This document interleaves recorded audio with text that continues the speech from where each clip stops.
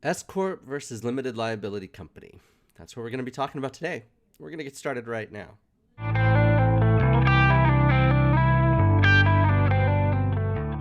Hi, my name is Taylor Darcy. I work with startups, entrepreneurs, and small businesses with their legal needs. Today, we're going to be talking about what are the differences between an S corporation and a limited liability company.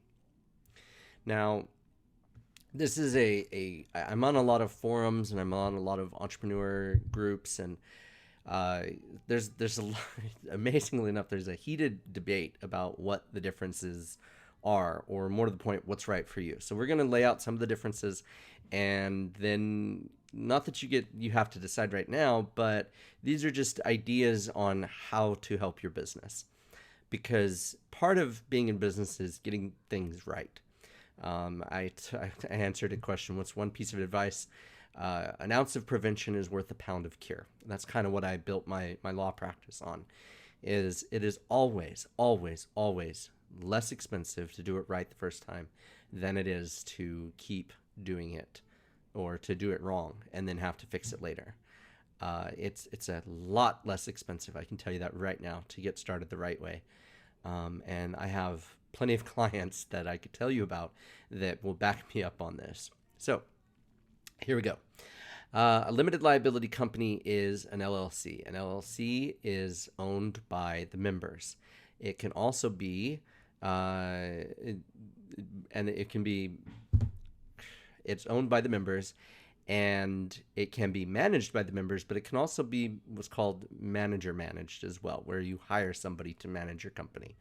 And so it really depends on what type of structure that you're looking for. If you're looking for something where you can have somebody else do the work while you just do the investing, then that's what an LLC manager managed is. So they'd be an employee of the LLC. An S corporation is owned by the shareholders, stockholders, same thing we've talked about before. And then you have the directors as well as the executives.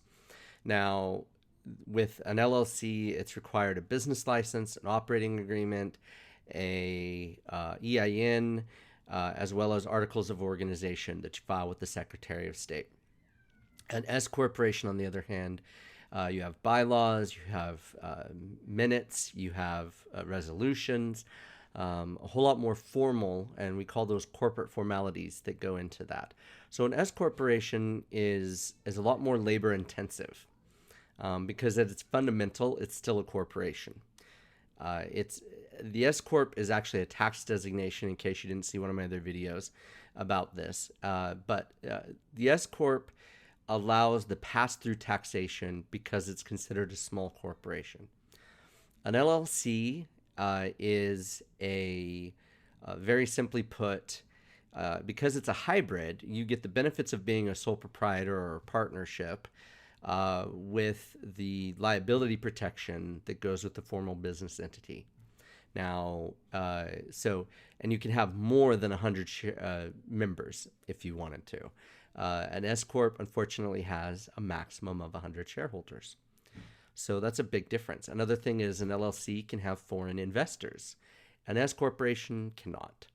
They have to have either U.S. based residents or U.S. resident aliens in order to invest in an S corporation. So that's a pretty big deal. If you're looking at buying a home and putting it in an LLC or an S corp, and you have these outside investors that are foreign investors, you pretty much you cannot go with an S corp, right? You can either go with a corporation or you could go with an LLC, but not both, right? You can't get that pass-through taxation on the S corp that you can on an LLC with foreign investors, okay?